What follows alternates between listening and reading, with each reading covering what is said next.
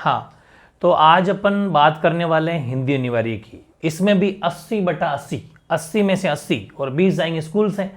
Number कैसे लाए, बहुत गजब का प्लान है। इसको जिसने ढंग से मतलब कहते हैं समझ लिया, पहली बात तो ये भी नहीं पता कि कौन सा टॉपिक कितने मार्क्स का आ रहा है। इस बार कुछ चेंजेस हुए हैं 2024 के अंदर। मैं आरबीएसई विशेष तरीके से आरबीएसई बोर्ड की बात कर रहा हूँ। तो इसमें कितना क्या क्या चेंजेस हुआ है, इस बार ब्लूप्रिंट जो थोड़ा सा बदला है वो भी समझाने वाला हूँ पूरा डिटेल से, एक एक चीज़ समझने वाले हैं।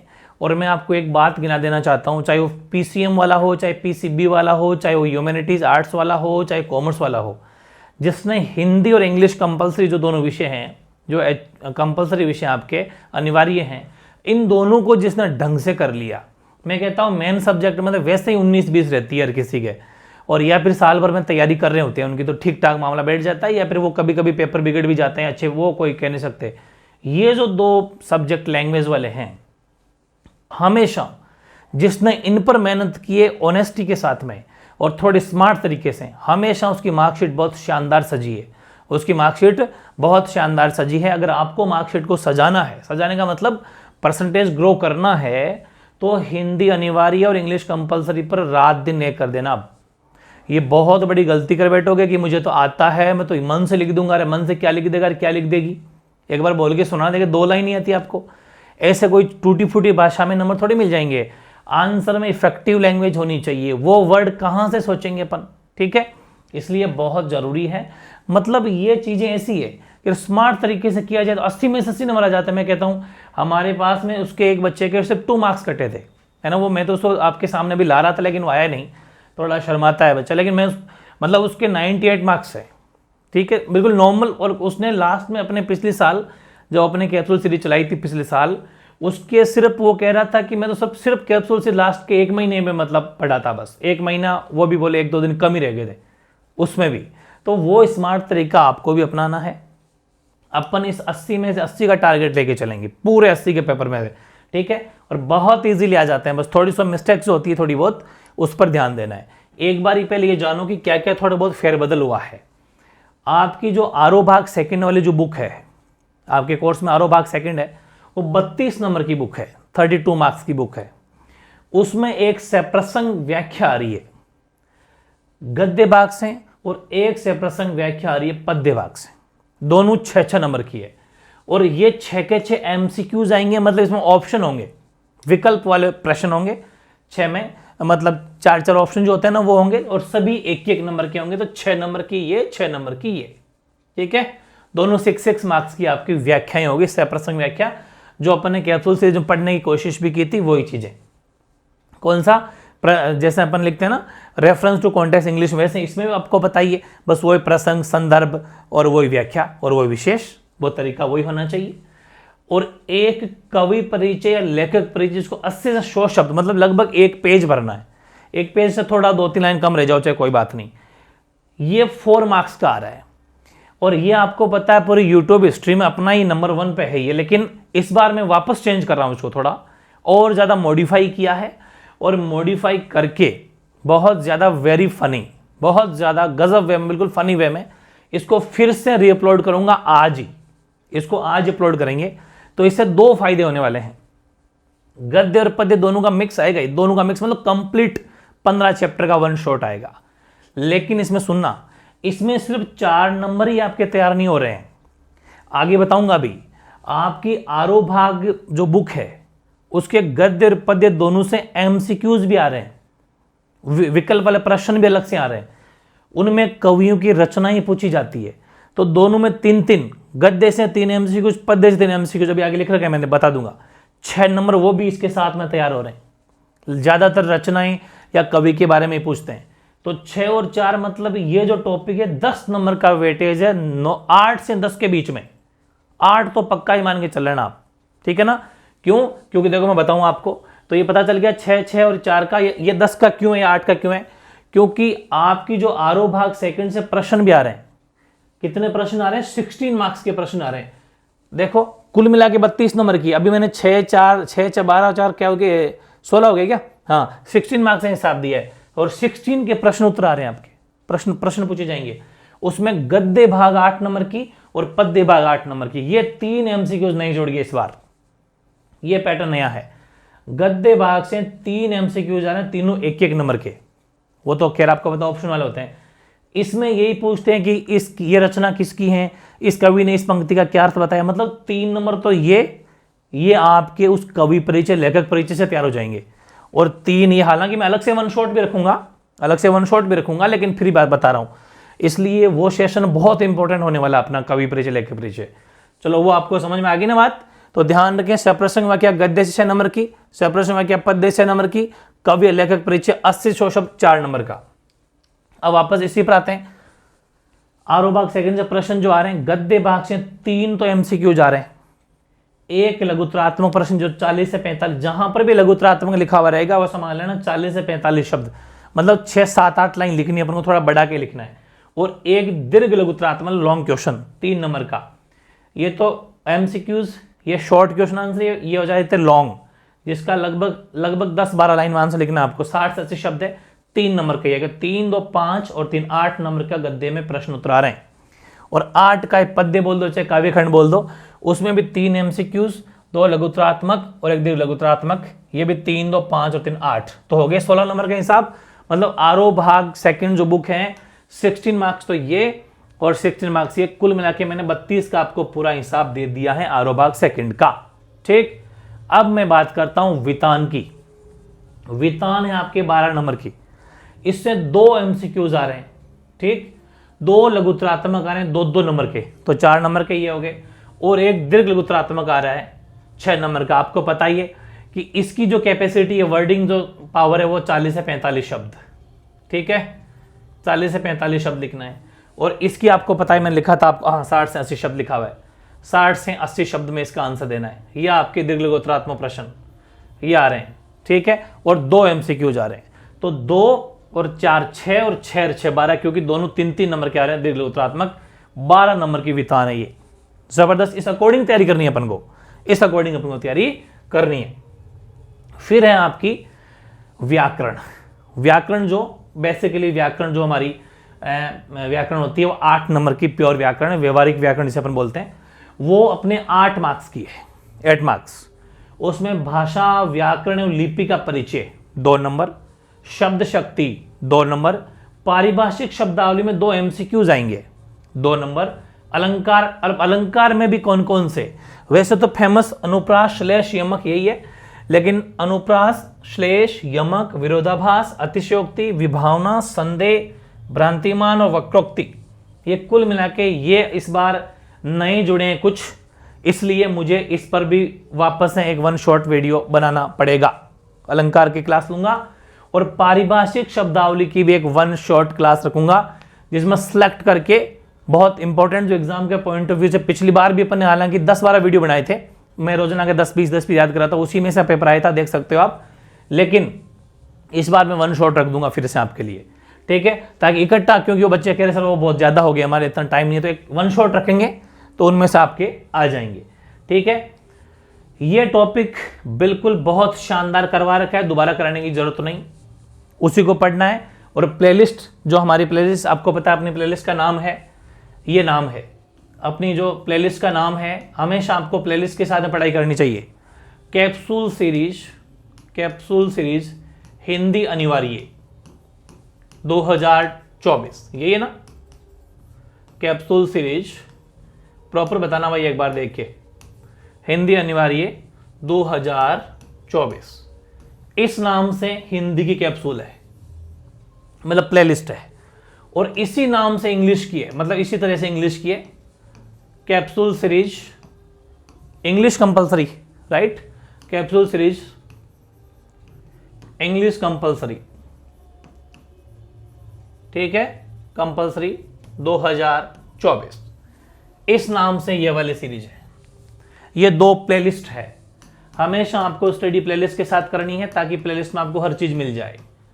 इन दोनों प्लेलिस्ट में अपन ने अभी तो खैर हिंदी की बात करेंगे, उसमें ये टॉपिक जोड़ दिया है, शब्द शक्ति टॉपिक भी जोड़ दिया है, हालांकि अलंकार जोड़ दिया है क्योंकि उसमें अनुप्रास, श्लेष, यमक, विरोधाभास ऐसे कुछ कराए हुए मेरे, लेकिन बाकी चीजें उस टाइम थी नहीं कोर्स में तो मैंने नहीं करवाई, तो मैं इन चीज़ों को जब तक आप देख सकते हो, बाकी वाले मैं अब करवा दूंगा, तो ये दोबारा पढ़ाऊंगा वैसे, इसलिए हालांकि जोड़ा तो है लेकिन अलंकार में फिर से पढ़ाऊंगा, पारिभाषिक शब्दावली फिर से पढ़ाऊंगा। ये दोनों टॉपिक मैं आपको जल्दी अपलोड करने वाला हूँ, बहुत शानदार वन शॉट।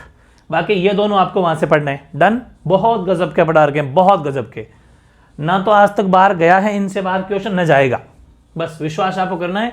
प्रीवियस पेपर उठा के देख लेना, कोई गया तो मुझे कमेंट करना। इसके बाद में व्याकरण में एग्जाम में क्वेश्चन आएंगे कैसे, 2 तो एमसीक्यूज आएंगे, जो आपको पता चल गया होगा, पारिभाषिक शब्दावली से 6 रिक्त स्थान में पूछे जाते हैं ये। बाकी जैसे इस टॉपिक से भी, इससे भी और इससे भी फिल इन द ब्लैंक्स में आएंगे, ऑप्शन नहीं आएंगे, ऑप्शन नहीं आएंगे, साफ साफ बता देता हूं आपको। इसलिए ढंग से पढ़ना पड़ेगा, ढंग से पढ़ना पड़ेगा, तो अपन खाली जगह के हिसाब से पढ़ लेंगे, ये कहना चाह रहा हूं मैं, ठीक है। हालांकि पारिभाषिक शब्दावली में आपको ऑप्शन मिलेंगे तो काफी हेल्प हो जाएगी, ठीक है। ये व्याकरण 8 नंबर की हो गई, हिसाब किताब कंप्लीट। ये खैर अपने प्लेलिस्ट की बात कर ली। अब विभिन्न माध्यमों के लिए लेखन पर आधारित प्रश्न आपको पूछे जाएंगे। ये टॉपिक जो आपके हैं बहुत शानदार करा रखा है, प्लेलिस्ट में जोड़ दिया है, बस इसी की तैयारी करनी है। लाइव टेस्ट ले लूंगा एक, सारे डाउट क्लियर हो जाएंगे। 2 एमसीक्यूज इसमें आ रहे हैं 2 मार्क्स में। एक लघुतरात्मक प्रश्न 40 से 45 शब्द, खैर आपको पता ही है, वो तो अभी मैंने पहले बता चुका कि लघुतरात्मक का मतलब ही 40 से 45 शब्द, ये 2 नंबर का। कुल मिलाकर ये टॉपिक 4 नंबर का, 2 और 2 4 मार्क्स का टॉपिक है। फीचर लेखन, आलेख लेखन बिल्कुल गई साल बहुत शानदार करवा रखा है, यही वापस शो शब्द पर लिखना है, अपलोड है। कोई डाउट होगा तो फिर से अपलोड कर दूंगा, कोई डाउट हो तो मुझे कमेंट कर देना। वैसे बहुत शानदार करवा रखा है, प्लेलिस्ट में ऐड कर दिया है, 3 नंबर का आएगा। पत्र, अर्थशास्त्र के पत्र आपके आ रहे हैं, पिछले साल का अपलोड है, वापस प्लेलिस्ट में ऐड कर दिया है। फिर भी कोई डाउट हो तो कमेंट कर देना, कोई दिक्कत नहीं है, कर देंगे वापस। पत्र या प्रारूप लेखन, प्रारूप लेखन में निविदा है, विज्ञप्ति है, ज्ञापन, अधिसूचना, ये टॉपिक सारे के सारे अपलोड हैं, इसी नए वाली प्लेलिस्ट में जोड़ दिए हैं। इन सबको मिला के ये पूरा जो मैटर है, इस सबको मिला के 4 नंबर का है, ये 4 मार्क्स, ये आपके एग्जाम इस बार आ रहे हैं। तो हर टॉपिक कौन कितने नंबर का आपको पता चल गया होगा। थोड़ा सा और जानते हैं, निबंध, निबंध पिछली बार भी बहुत गजब का बताया था, इस बार निबंध पर फिर से एक सेशन रखने वाला, हालांकि अभी इसको प्लेलिस्ट में तो ऐड कर दिया है, लेकिन निबंध पर एक फिर से 1 शॉर्ट वीडियो रखेंगे, जो इसमें इस साल के लिए कौन से इंपॉर्टेंट हो सकते हैं और निबंध को थोड़ा और कैसे लिखे, क्या लिखे, इस पर और चर्चा करेंगे। वैसे गए लास्ट ईयर वाला भी आप देख सकते हो, वो भी बहुत हेल्प आपको करने वाला है, क्योंकि शुरुआती मटेरियल कैसे क्या लिखे हो मैंने बता रखा है, कैसे इसको सजाएं, निबंध को कितना इफेक्टिव बनाएं कि उसमें अपन को 5/5 मिले। और अपठित गद्यांश आएगा, अपठित का मतलब है बुक से बाहर, बुक से बाहर गद्य से गद्यांश, और अपठित पद्यांश आएंगे। 6 के 6 अति लघुतरात्मक प्रश्न होंगे, 1 लाइनर। ये कौन से प्रश्न होते हैं, 1 लाइनर जो होते हैं ना, 1 लाइन में आंसर देने वाले। जैसे क्या होगा कि एक बड़ा पैराग्राफ होगा, हालांकि लास्ट ईयर इस पर भी मैंने ये भी वीडियो बना रखे हैं, सब पर सेपरेट सेशन है, इनको भी प्लेलिस्ट में ऐड कर दिया है। लेकिन फिर भी इन दोनों टॉपिक्स पर मैं एक बार और क्लास ले लूंगा, आप कमेंट कर देना किस किस टॉपिक पर कि सर, हालांकि आप एक बार पढ़ना, पहले पढ़ना, फिर कमेंट कर देना, मैं बिल्कुल उस पर भी क्लास रख दूंगा। हालांकि इन दोनों टॉपिक को भी हमने जो है प्लेलिस्ट में ऐड कर दिया है, ठीक है। दोनों 6 नंबर के हैं, 12 नंबर का मामला है, 12 मार्क्स। अपठित आएंगे, बुक से नहीं आते, मतलब जैसे कोई फेमस पर्सनैलिटी है, चाहे स्वामी विवेकानंद हो, हमारे महात्मा गांधी जी हो, कोई भी फेमस पर्सनैलिटी हो, उनके ऊपर आ सकता है, या फिर कोई फेमस ऐसा कोई मुद्दा हो, कोई इश्यू हो ऐसा जिससे बच्चों को या हम सबको, समाज को कुछ शिक्षा मिले, वैसे टॉपिक यहाँ इसमें बेसिकली पूछे जाते हैं, जो बहुत ईजी होते हैं। उसी में से प्रश्न पूछता है कि इसमें क्या कहा गया है या फिर इसमें क्या कहा गया है, ईजी बहुत है, कैसे कलेक्ट करना है वो बता दूंगा। कोई लास्ट वाला जो 5 तो ईजी होंगे, कोई एक जो है वो शायद थोड़ा डिफरेंट हो सकता है, जिसमें या तो कोई विलोम शब्द पूछ ले या कुछ अलग तरह का अर्थ पूछ ले, तो बात अलग है। तो कुल मिला के भाई ये 80 नंबर का हिसाब है, 6 6 12 और 5 17। 17 के बाद में 17 और 4 कितने हो गए, 17 और 3 मान लो 20 और 4 24, 26 28। 28 के बाद में ये देखो, 28 के बाद में 30 32 34 36 36 के बाद में 38, ये पूरा 12 ले लो ना, 36 और 12 ये पूरी बितानी तो है, 36 और 48, ये 48 हो गए। 48 के बाद में 16 जोड़ लो, 48 और 16 का हिसाब ये है, यानी कि 54 हो गए। 54 या 64, 48 और 16 देख लो, है ना, हाँ 64 हो गए, ठीक है। 64 के बाद में 16 ये, क्योंकि वो 32 तो टोटल बुक थी, 64 और 16 हो गया आपके 80, ठीक है। तो ये मैंने आपको 80 नंबर का हिसाब बता दिया है। 16 नंबर तो ये, 16 नंबर ये, और बाकी पूरा हिसाब किताब। तो 80 नंबर का हिसाब आपको पता चल गया कि कौन सा टॉपिक कैसे क्या आएगा।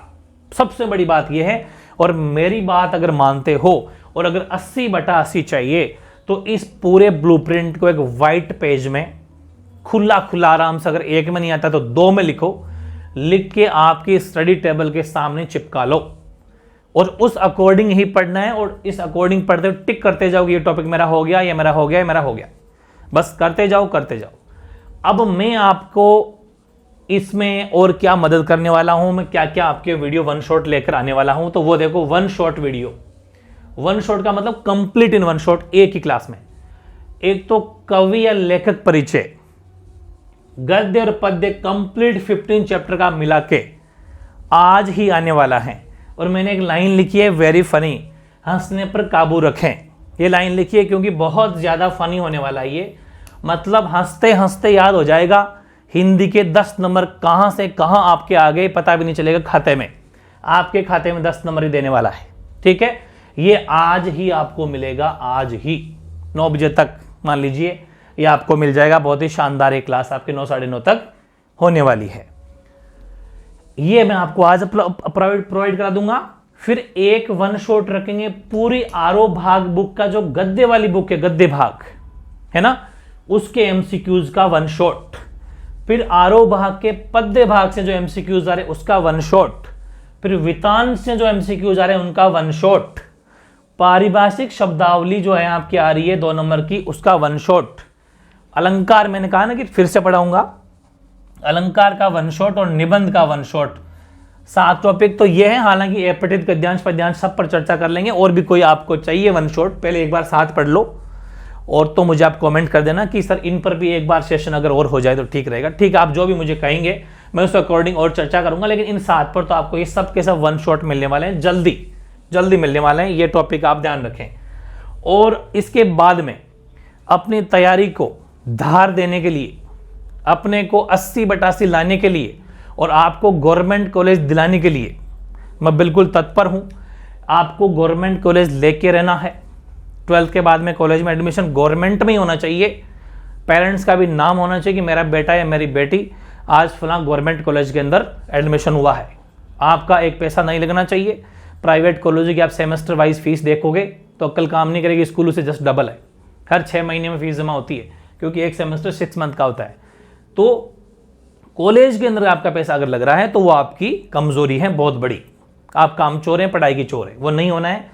अगर अब भी दिन रात एक कर दोगे, कुछ टॉपिक पर स्मार्ट तरीके से अगर पढ़ लोगे तो बहुत कुछ अपने आप को ऊपर ले आओगे। इसलिए हम अब क्या करने वाले हैं, आपके लिए लाइव टेस्ट सीरीज स्टार्ट हो चुकी है। लाइव टेस्ट में अपन कनेक्ट होंगे। बिल्कुल, आपने लाइव टेस्ट तो खैर खूब दिए होंगे, अपने चैनल पर बहुत अपलोड है।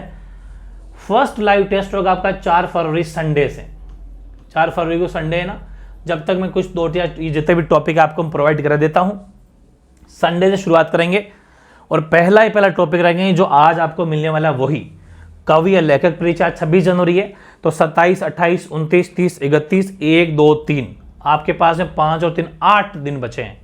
8 दिन में ढंग से रिवीजन कर लेना। आप सोचेंगे मैं कैसे लाइव टेस्ट लूंगा, उसका देखना मजा आ जाएगा। बहुत अलग तरीके से एक एक लाइन से क्वेश्चन बनाऊंगा। फला रचना किसकी है, एक रचना किसकी है, इसका जन्म कहां पर हुआ, इनको कौन सा पुरस्कार मिला, इनका निधन कब हुआ, इनका क्या नाम, सब कुछ, ठीक है ना। ये इस तरीके से गजब के क्वेश्चन होने वाले हैं। ये आपका 4 तारीख को फर्स्ट टेस्ट होगा। लिख लेना इसको भी एक पेज में, कौन सा लाइव टेस्ट कब होने वाला है, उस अकॉर्डिंग टॉपिक की तैयारी करें। इसको, इन लाइव टेस्ट सीरीज को पूरा एक पेज में लिख के चिपका लें, छोटा सा पेज रखो। जैसे ही ये होंगे फिर इसी के ऊपर एक और चिपका लेना, नई टेस्ट सीरीज आ जाएगी आगे। सेकंड लाइव टेस्ट होंगे आपको 6 फरवरी को, 1 दिन का गैप दिया है, 1 दिन की रेस्ट है। शब्द शक्ति का गजब का टॉपिक करवा रखा है, बहुत ज्यादा पसंद है टॉपिक। फिर थर्ड लाइव टेस्ट होगा 1 दिन छोड़ के 8 फरवरी को। इसमें आपके भाषा, व्याकरण एवं लिपि परिचय इसका होगा। फोर्थ लाइव टेस्ट आपको 10 फरवरी को होगा, 1 दिन छोड़ के, पारिभाषिक शब्दावली का, जो आपको आजकल में मिलने वाला है one shot. Fifth live test होगा 11 फरवरी वापस संडे को, आरओ भाग सेकंड, ये लगातार ही होंगे भाई, ये सैटरडे संडे है, संडे को अपन रखेंगे इसलिए छुट्टी है, संडे को ऑफ होता है इसलिए अपन को जरूर रखना है टेस्ट। अब लगातार चलेंगे, 10 के बाद में कंटिन्यू, ठीक। 11 को आरओ भाग सेकंड की जो बुक है उस पर भी जो गद्य भाग वाले जो एमसीक्यूज में वन शॉट देने वाला हूं उसका लाइव टेस्ट, सिर्फ गद्य का एमसीक्यूज, ठीक है। और छठा लाइव टेस्ट 12 तारीख को, उसमें आरओ भाग सेकंड का पद्य के एमसीक्यूज। और 7वां लाइव टेस्ट 13 फरवरी को वितान भाग सेकंड बुक वितान के एमसीक्यूज। ये 7 लाइव टेस्ट आपको देने हैं, पहले तो 7 लाइव टेस्ट होंगे और साथ में इंग्लिश अपनी कंटिन्यू चलेगी। जैसे ही ये 12-13 के बाद में, इससे पहले ही मैं साथ साथ में इंग्लिश का भी कुछ प्लान लेके आने वाला हूं आपके सामने, लेकिन एक बार इंग्लिश को अपन थोड़ी बहुत ठीक ठाक कर लेते हैं। इंग्लिश में कभी पीछे मत हटना, किसी भी सब्जेक्ट को हल्के मत लिया करो। आज तक कोई सा भी सिलेक्शन होल्डर कोई बंदा हो, आप मेरे नहीं मानते तो किसी और से पूछ लेना, जो सिलेक्शन जिसने पाया है कि क्या किसी भी सब्जेक्ट को स्किप किया था कि आपने छोड़ा था कि नहीं। इसलिए किसी भी सब्जेक्ट को हल्के में नहीं लेना, सबको बराबर लेके पढ़ना है।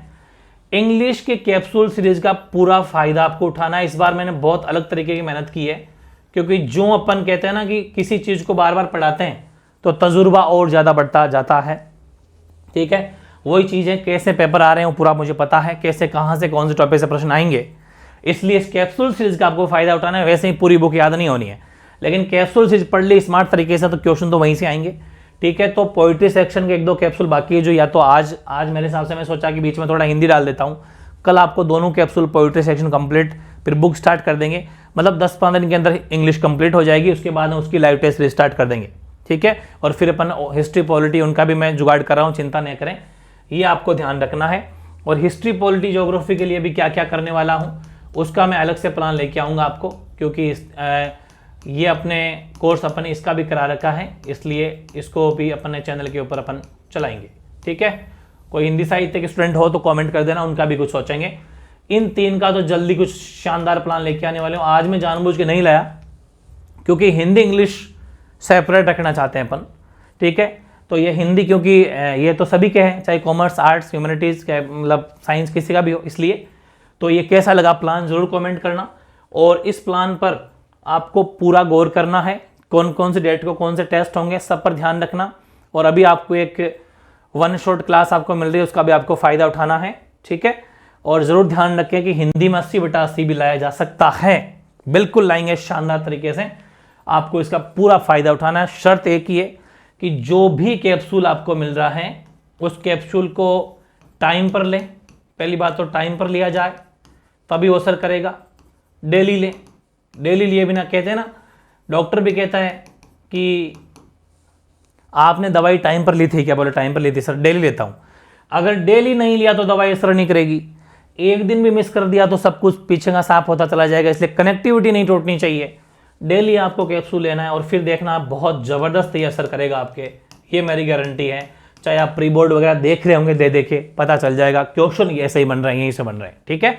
तो इसका प्लान का आपको ध्यान रखना है और अपन मिलते हैं फिर अभी जस्ट थोड़ी देर के अंदर। आपको एक सेशन मिलने वाला है बहुत शानदार, हंसना आराम से थोड़ा है ना, उस पर अपन वो आपको जल्दी मिल जाएगा। बाकी जब तक और भी कोई हेल्प चाहिए किसी भी तरह की हिंदी या इंग्लिश कंपलसरी को लेके तो आप कमेंट कर देना। लेकिन इन चीज़ों पर गौर करना है, एक कंडीशन है, लिखना है आपको। जो भी सेशन मिलता है उसमें स्क्रीनशॉट लेके नहीं छोड़ना है, हर चीज़ नोट्स करो, नोट्स बनाओ, लिखो, लिखने से बहुत ज़्यादा याद होता है, ठीक है। फिर चलो मिलते हैं अपन अभी थोड़ी देर में या घंटे पर मान लीजिए, आपके एक बहुत ही शानदार कवि और लेखक परिचय के साथ में, ठीक है।